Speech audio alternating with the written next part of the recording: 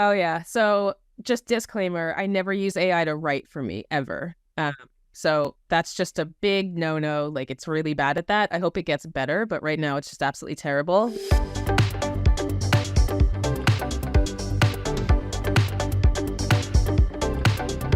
You're listening to the Content 10x podcast, where it's all about content repurposing. I'm Amy Woods, and I'm here to help you maximize your content and find smart ways to get your message in front of more of the right people, whilst also saving time. Let's get started.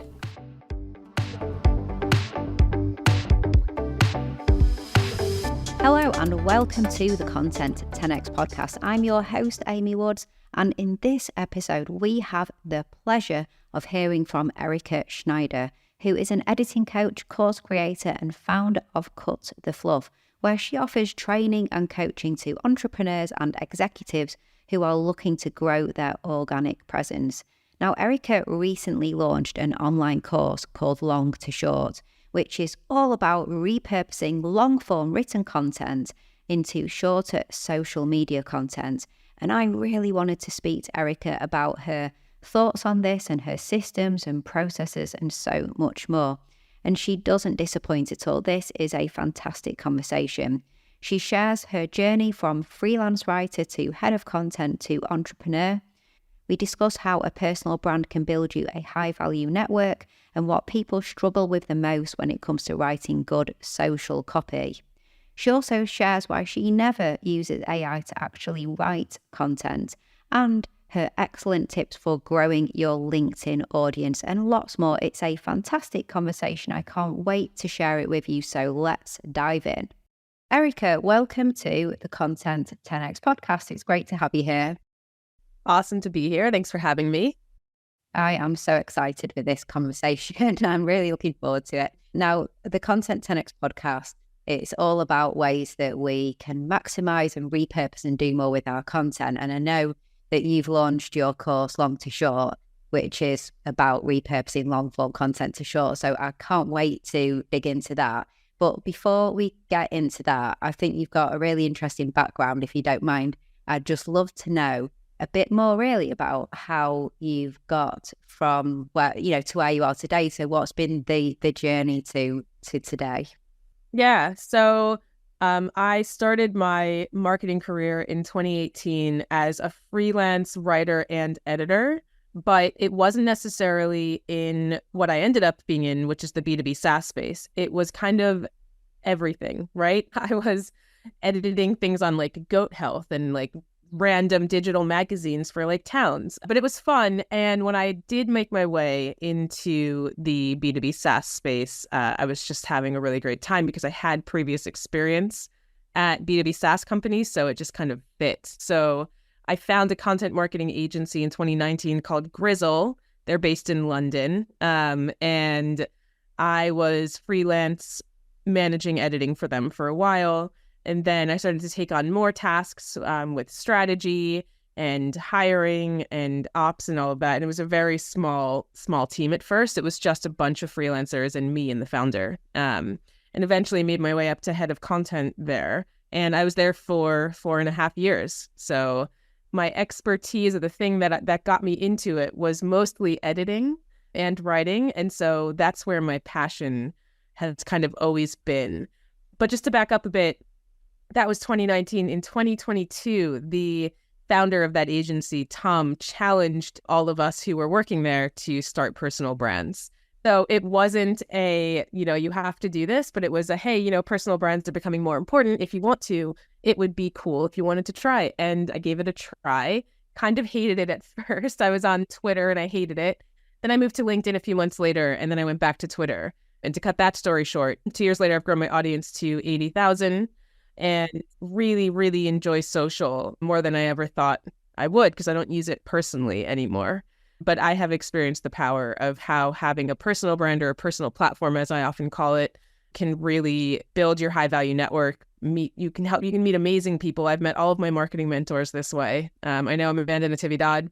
You've spoken to her. She kind of me for this podcast. I only know her because I started posting on social. So 6 months ago, I went out on my own, and now I'm an entrepreneur. I'm still figuring out exactly who I help and how I help them, but I've helped a bunch of entrepreneurs build their personal brands as well, and I'm doing creator things and figuring out if and how I also want to continue working with content teams. So a bit of a work in progress.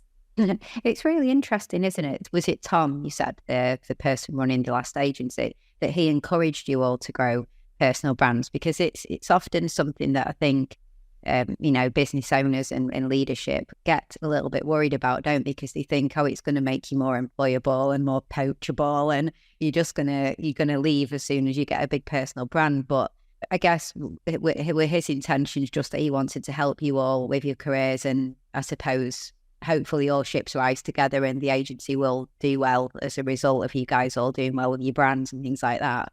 Yeah, that was exactly it. Tom's a really good guy. He always had the motto of, I want people to leave better than they came. So Brilliant.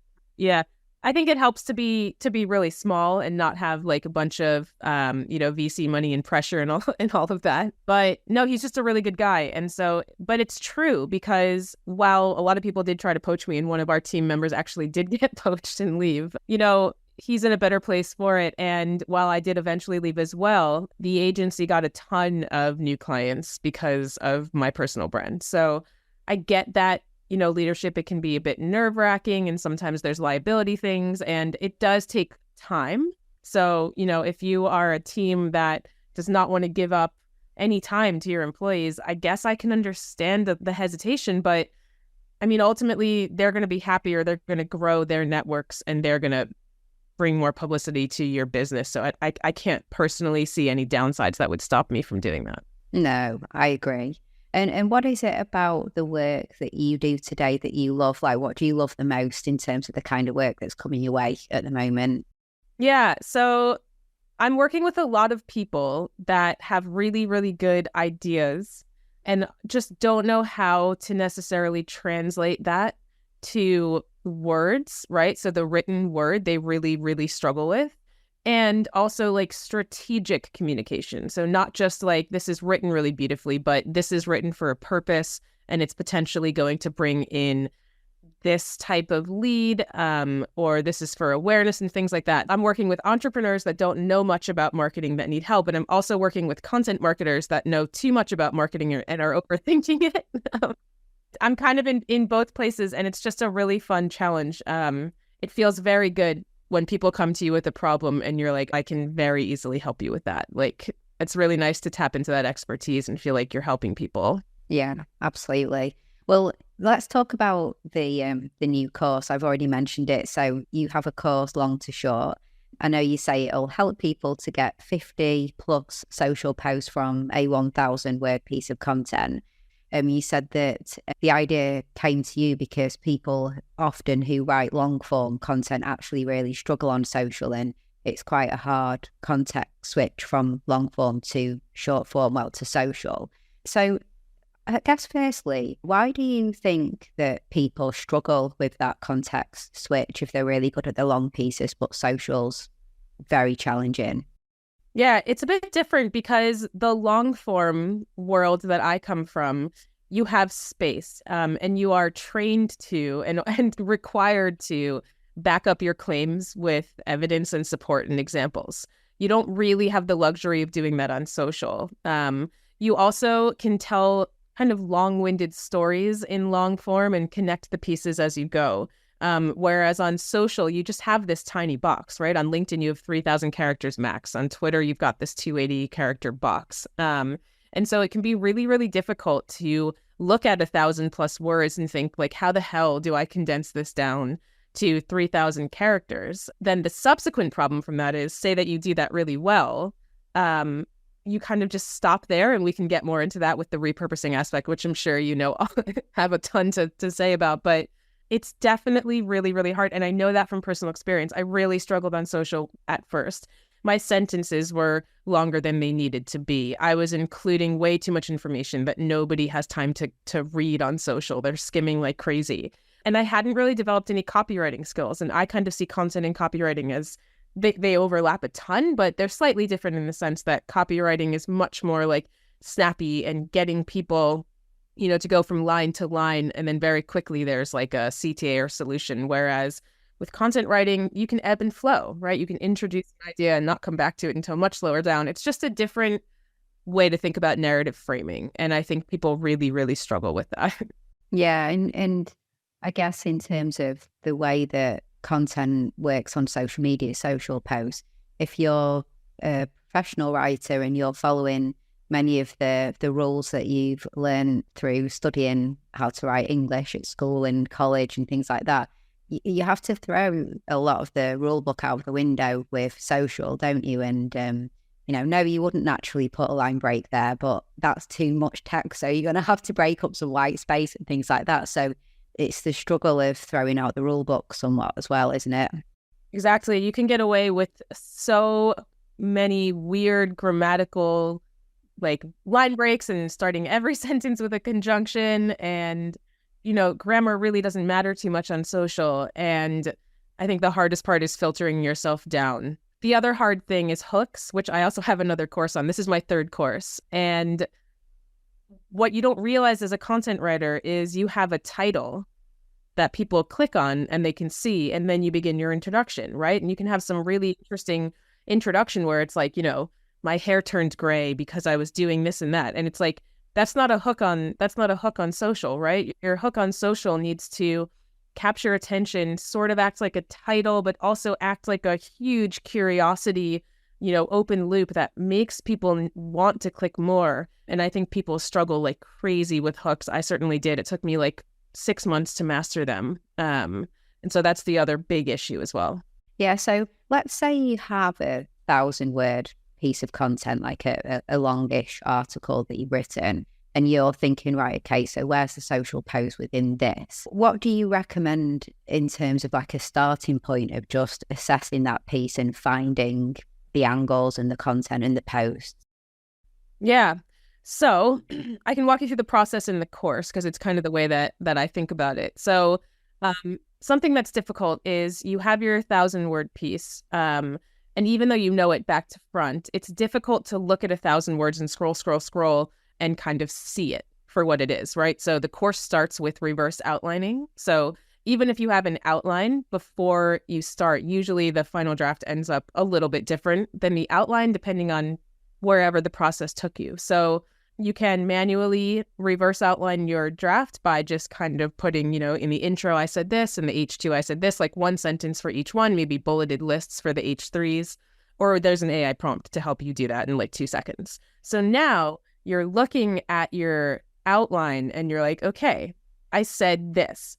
And really every single H2 or H3 point already can be its own post, right? Because it's its own point. So that's like the starting point. From there, you want to look at the face value themes, right? So from the big picture, what was the goal of this? Like, what's the premise? Why does this piece exist in the world? And simply by answering those questions in a few sentences or using an AI prompt, those already give you some ideas that you can go deeper into. Next up, you want to look at the parts, right? So each H2 or H3, and zoom in and zoom out on them. So questions I like to ask myself are like, who's the enemy here, right? So if I'm talking about how content editing is important, the enemy would be someone that says editing doesn't matter, just ship, right? So a social post could then be talking about how shipping without editing can cause you these, X problems, and I can talk about that. And you also want to ask yourself questions like, if people didn't listen to my point of view here, what are the consequences of that? So if people don't edit and they ship their posts, like what are the consequences of that? And even deeper, but if you do listen to me, here are the better results you could get. So it's a process of asking yourself face value and then like zoomed in and zoomed out questions on the parts of each part of your outline so that you can really get to like the meat of what matters. And within each of those answers, there's a bunch of post ideas. I absolutely love that. The zoomed in, zoomed out, like there's all the content within it, but I love the whole kind of now zoom out. What's the enemy of this? What's the alternative of this? What if you didn't do this? I think quite often when people talk about repurposing and they're talking about repurposing a blog post or a podcast episode and things like that, they get repurposing mixed up with reposting and also just regurgitating go and check this out in multiple different ways and like not really bringing or sharing anything new. But you're talking about obviously finding all the different depth within the post and then looking at the big picture outside of it as well. You mentioned AI a few times where you were saying, you know, there are AI tools for the reverse outline, and then obviously you said about finding the other angles. So what AI tools in particular do you recommend, and what are the kind of guardrails you think you should put up in terms of what you could help get support from AI and where you really should, like, you know, get back to the human side? Oh, yeah. So just disclaimer, I never use AI to write for me ever. So that's just a big no-no. Like, it's really bad at that. I hope it gets better, but right now it's just absolutely terrible. So I partner with someone who is like a prompt engineer. He's really, really good at AI. He's been doing this since before AI was cool. His name's Rob Lennon. And so he writes what he calls mega prompts, which are super long prompts that you can use in any of the AI tools like ChatGPT, Claude. I think there's something called Opus. If I'm honest, I'm not an AI expert, so I don't know all of the tools that you can use it in, but the prompt works the same across all of them. So those are the ones I mainly use ChatGPT for that. And so the way that it works in the course is there's an accompanying workbook that you can kind of go through. And in the workbook or at the bottom of each lesson, you copy paste the prompt. So you copy the prompt and you put it into whatever your favorite LLM is that can accept prompts and give you output. And you then obviously want to assess the answers with your mind. So I would never recommend point blank, okay, it's given me these like 20 things to think about, so I'm just going to absolutely go post about these 20 things. Like, no, you have to then go back to your strategy and goals and premise for the post. Like, does this fit into my overarching strategy, my overarching positioning and messaging? Does it make sense for me to tackle this or not? So yeah, that's what I would recommend. Yeah, I agree with you. I think it's really comedy if you put something like a blog post into a tool like ChatGPT and ask it to come up with 50 social posts from this blog post. I mean, like you said, I've not found it to be particularly good at actually writing the content, and the lack of context is staggering as well. You know, it just pick up a random sentence that's referring to something that was talked about previously with no context and suggest that's a social post and things like that. So yeah, so this is all process driven. So ChatGPT cannot handle a ton of information and requests at a time. So we do it step by step. There's 8 steps in the course. So you start by reverse outlining, then you have ChatGPT give you the face value answers, then you have ChatGPT give you the zoomed in and the zoomed out answers. So you go step by step, and so it builds on itself. So you get ideas at each stage. Hey, just a little break from this podcast episode to ask you a question. Would you like one single place that you can go to that provides you with everything you need to be able to implement the best practices in content repurposing for your video content, your podcast episodes, and your social media content today? To help you get more value from the content that you create, get more time back, and help you reach more people than you ever thought possible. If so, then you are going to love the Content 10x Toolkit. The toolkit is full of video tutorials, templates, checklists, swipe files, step-by-step guides and more that shows you how to repurpose your content in the best ways possible today. No more Googling, no more figuring it out yourself. We provide you with everything that you need to become a content repurposing pro. If this sounds like something that would interest you, then go check out the Content 10x Toolkit at content10x.com/toolkit. Okay, and back to this week's episode.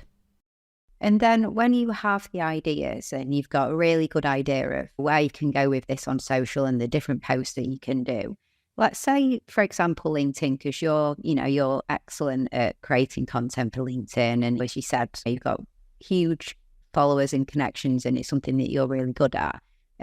Firstly, what are your pet peeves in terms of the ways that you see people share posts on LinkedIn? Because there's a real knack to it, and there's some really annoying things that people do. Are there any that you're like, oh my God, for the love of God, would people just stop doing that style of post on LinkedIn? Yeah. So the first offense is a terrible hook designed to get eyeballs, and it's just absolutely impossible for whatever comes after that hook to be true, like logically true. So for example, I can teach you more in 2 minutes than you learned in 4 years of university. Like there's absolutely no way that that's true, but that's a really popular social hook, right? So things like that are super annoying, and I make fun of it all the time because it drives me insane. The other thing is formatting is a big deal on social, right? But you can definitely over format your posts to the point of being annoying. So you do not need a line break after every single sentence, right? And people do that all the time. And I find that to be extremely distracting, and it puts me off, as opposed to just, allow yourself to have a couple lines, right? You don't necessarily want to have more than 4, because it's important to know that most people read LinkedIn posts on their phone. At least I think it's 60 or 70%. So if you have 4 lines back to back without white space, that's almost your entire screen. And that's difficult to read. So that's why formatting is important. But yeah, there's an article out there called Dead Broets Society, I believe. And they coined someone in that article, or they referenced someone who coined the term broetry. And that's essentially just the sentence break after the line break after every single sentence. That's super annoying. I've never heard of that, the broets thing, but I can completely relate to it. Like, I know exactly what you're talking about. I can't bring myself to do it, and it does really irritate me when I see that as well. I just don't get it. Like, I just don't. I get the whole kind of white space, and people's eyes maybe will just flow down and skim down nice and easily because you've broken it up so much. But it's such a irritating format to read, isn't it? What do you think about taking that to that other level where there's the hook and then they do like about 3 line spaces between that and the next where they start, because they want you to hit read more so that you engage, so they get an engagement tick on the algorithm? I don't like that. Yeah, I don't like that either. I've never done that. There's just anytime it looks like you're intentionally doing something for the algorithm, it's going to put people off. It just will. So yeah, I don't like that either. And the selfies are a bit intense at the moment. I don't really like selfies. So there was a report that came out recently that LinkedIn does boost your post a little bit more if you have a selfie. But I don't know. It's one of those things where I also find it a bit off-putting if you have a selfie with every single post. Some people swear by it and it absolutely works for them. So I would say my best advice is go with your personal preference. If you put a selfie or you do a bunch of line breaks and it feels unnatural to you, then you're going to hate being there. And the number one rule of succeeding on LinkedIn is to actually enjoy being on LinkedIn, or else you're not going to be consistent there. Yeah, 100%. Was it the LinkedIn algorithm report? I think it was Richard Bliss that I saw sharing it. It's a really good report, isn't it? I know like you take all of it in terms of the context that you want to take it in and stuff, but I saw that as well. And you see there was a lot about the single image posts and the image carousels and how many images to have in a carousel and things like that, and text posts versus like images. And it's all really interesting. And it gets you to thinking about the content that you're sharing on LinkedIn, doesn't it? And actually, I guess in terms of the whole long to short and taking big articles and things like that and creating the social media content, it's not just the written posts, is it, as well? So turning that into images, into sliding carousels or other useful like infographics, or maybe you should jump on a short video to make that point if that's the way that you like to do content and it works for you and things like that. So it's thinking about the different media and different uses of each platform as well, isn't it? Exactly. Yeah. I really love carousels. They take me a long time to make, so I don't post them as often as I want to, but they tend to perform quite well. And they're really good if you want to either tell a longer story or show like before and after examples or get a bit tactical. They're just a really cool way to do a post. I don't do video too much, but I think video's on the rise. So that's something to keep an eye out for. And yeah, if you ever just want to do a little text image along with what you're saying as well, all of those are things you should experiment with and watch the data. Yeah, absolutely. See what's working for you, what's working for your audience. Yeah, I completely agree. In terms of the social platforms, I know obviously we just both were talking about the algorithm report that came out not that long ago, and just being on the platforms and seeing what's working and what's not working. Are there any other ways that you stay up to date on like the latest trends and the best practices for the social platforms? Like any particular resources or anything like that? So I just kind of keep my ear to the ground whenever someone says anything about what's working for them or not. I pay attention to a lot of personal data that people share. Because even though it's not in some big report, I like to see, okay, this person's doing a lot of that and they say it's working for them. Who are they? Who's their audience? And, why is this working for them? So I sort of just keep note of all of that. And I make sure that I follow the unannoying people that kind of post about that all the time so that I see all of their updates on it as well. I don't really go to the SERPs for my information about that because I find them to be a bit outdated and very like SEO augmented. And, they'll always say things like, oh, make sure you post at, 9 a.m. Eastern or the best time for your audience. So again, like I like to follow a lot of what's working for people. And luckily people post that a lot if you pay attention. So yeah, absolutely. And, you engage with the content you want to see more of, and then you do start to see more of it, don't you? So you sometimes have to tell the algorithm what you like. I wanted to ask you, so your course, Long to Short, about long content to short form content, your course is a long form piece of content. How are you repurposing your course? Like, do you have a plan for how you are repurposing it, apart from obviously like the standard promotion of it and things like that? I love this question because I'm literally thinking about that this week and for the rest of my courses too. So this is cool. Okay, so I plan on writing email sequences for each one of my courses. So I'm going to have a welcome sequence that sort of mentions all of them. And then for the people that show interest in one or the other, I think I'll have funnels that talk more about that course. So I'm definitely going to be using email. I'll continue to promote it on social in terms of both like top and bottom of funnel. So, I've got this course and it does this, and I'll probably do that maybe once a month, but also testimonials from it.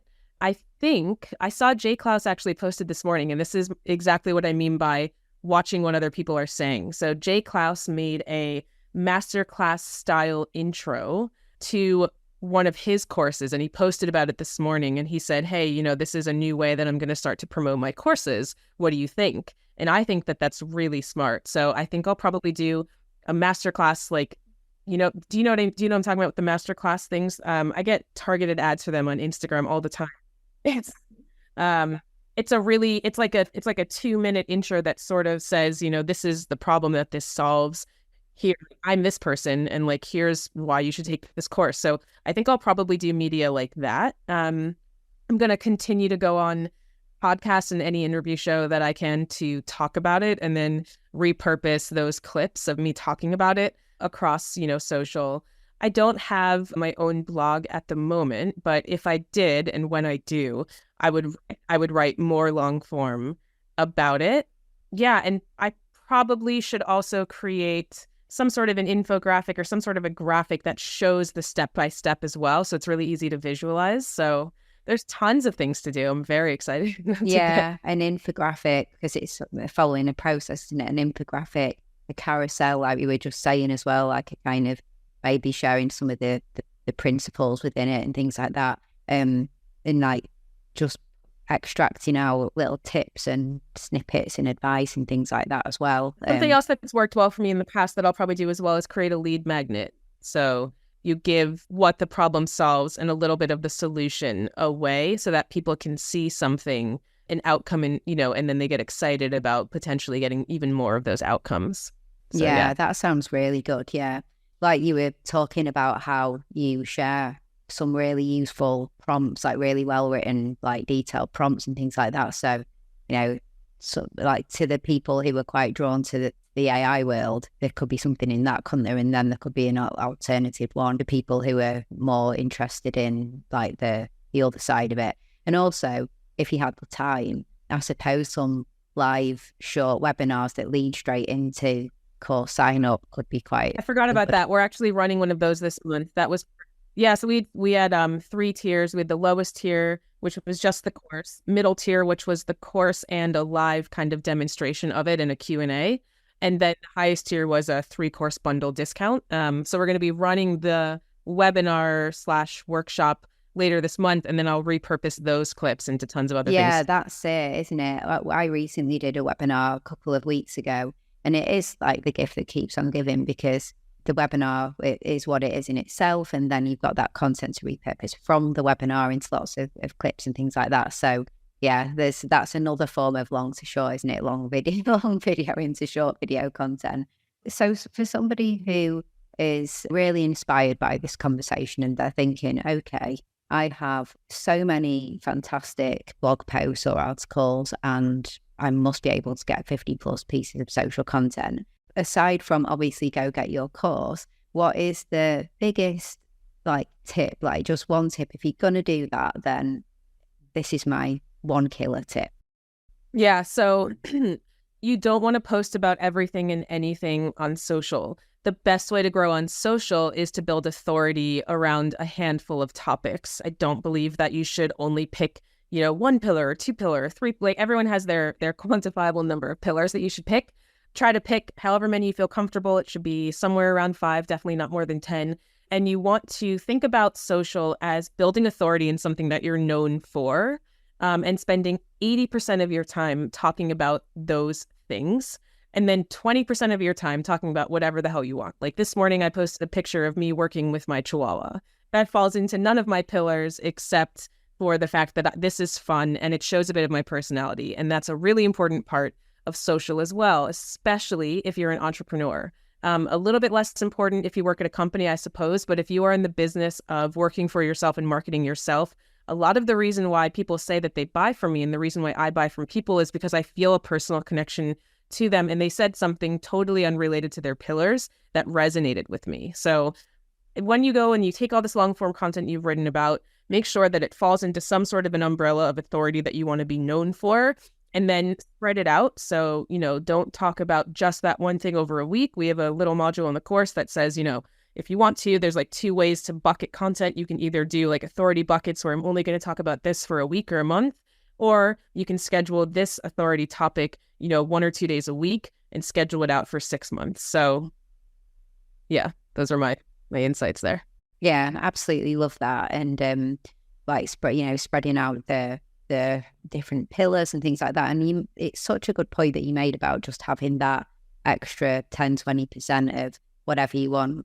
For me, all the time that we can pour into more pillar related posts, and then the one where it's a photo of me skiing or something, it's the highest engaged. We'll do our quarterly reviews of content, and we'll look at the ones that perform the best. And it's often quite embarrassing when it's well, yeah, again, it was the one where you were eating a cake that got the most and we're right, aside from that, from the pillars, what's performed the best? But it's just because it's exactly what we said, isn't it? It is, so cliche social in social media, but it is social media, isn't it? We're not all AI and robots yet. We do actually want to go in and see the human side and understand the people, don't we? So it's important not to forget that. Yeah. Yeah. Let me give one more little bonus tip.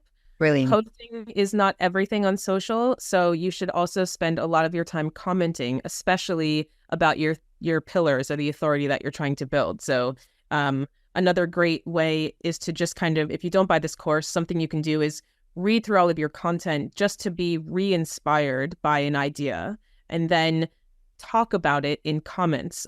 So if you see someone talking about the same topic, it'll be fresh in your mind. Oh yeah, like I talked about this a few months ago, and it's top of mind, and I totally feel this way about this. For me, I've made most of my friends on social through comments, commenting on their stuff or responding to comments on my posts. And you really need that group of people because they're going to be the ones who are kind of advocating for you and commenting on your stuff as well. So don't forget about comments.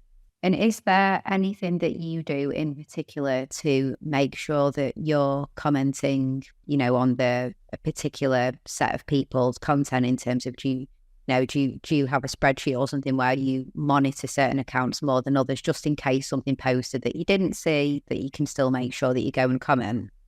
Up until this point, I have not had spreadsheets. I've had lists on Twitter that I refer to quite often. It's harder on LinkedIn. They don't make it easy. You can filter and then I think save like a filter as a bookmark. But there is a tool called Taplio that a lot of people I know use and love. And I think I'm finally ready to get into it now that I'm working it for myself. I believe you can build engagement lists in that tool and other tools potentially like that. Yeah. That sounds really interesting. We'll have to have a look at that as well. So thank you. Yeah, it's such a good point. And I had Ashley Foss, works at I love Lattice, her. and yeah, she's fantastic. And she was on the podcast, and we were talking about her favorite type of content to repurpose. And she said presentation slides and repurposing them. And she said two things, and the second one was comments. She said, writing really good responses and comments and things like that, and then repurposing her comments into her own content and her own posts and referencing back to the comments and taking the conversation to a different place. It was just really interesting. I wasn't expecting her to say that, but she said, similar to you, that she's had so much success in terms of, relationship building and growing her brand and awareness in comments. Totally. She's someone that comments on most of my stuff and vice versa. Oh, really? I don't know how that started, but I've never even met her. I've never done anything like this with her, but we always are talking on LinkedIn. And to that point, I'm sure there's a better way to do this, but I usually, if I write a good comment and I feel really like I should talk about this more, I'll just take a screenshot of it. And I have a folder on my desktop called comments to turn into posts. So that's brilliant. the simplest way to get started. Yeah. And that's exactly what Ashley was saying, turning a good comment that you had more to say into a post. So obviously great minds think alike there. Well, Erica, thank you so much for coming on the Content 10X podcast. It's been a fantastic conversation, and I'm sure, everybody listening in has taken so many golden nuggets and advice and will be inspired to really be looking at their content and how we can get more from it with more of a, sort of strategic way of approaching it. Where would you like people to go to obviously get hold of the course? And also I'll connect with you as well. I'm assuming LinkedIn, but yeah, you can go to my LinkedIn profile. My name's Erica Schneider, and I've got like a turquoise background in my picture. And if you want to make sure that you get, free writing and editing advice and find my courses easily, then you can sign up to my newsletter. It's called Cut the Fluff, and it's in the profile part of my LinkedIn banner. Awesome. Thank you. Well, we'll put the links to everything in the show notes for everyone to get easy access to that. So that's fantastic. Well, thank you. It's been amazing having you on the show. So thanks so much for coming on. Thanks for having me. Okay, so I hope you enjoyed that discussion, and thank you so much for tuning in. If you enjoy the Content 10X podcast, then why not hit that subscribe button on your podcast listening app of choice so that you can get updated when new episodes are released. And I'd really, really appreciate it if you could leave a review as well. That really makes a difference for the podcast. Also, please do get a copy of my book, Content 10X, More Content, Less Time, Maximum Results. It is the ultimate guide to repurposing every type of content. And it's available on Amazon, in Kindle and paperback, and also in audiobook as well. And you can head to content10x.com/book to find all the other places that you can get a copy of my book. And if you would like us to do your content repurposing for you, then we offer a fully end-to-end done for you content repurposing service. This is for podcasters and video content creators. We have our podcast 10x, video 10x, and also our specific LinkedIn 10x service, helping you to become the leading authority in your industry on LinkedIn. You can find out so much more about our services on our website. And also, please do give me a follow on the social media platforms. I share lots and lots of tips and advice on social media about content repurposing. I'm at Content 10x on Instagram, Facebook, Twitter. And if you try content10x.com/LinkedIn, you'll find my LinkedIn profile over there as well. All that's left to say is thank you so much for listening to this week's episode, and I'll catch you in the next one.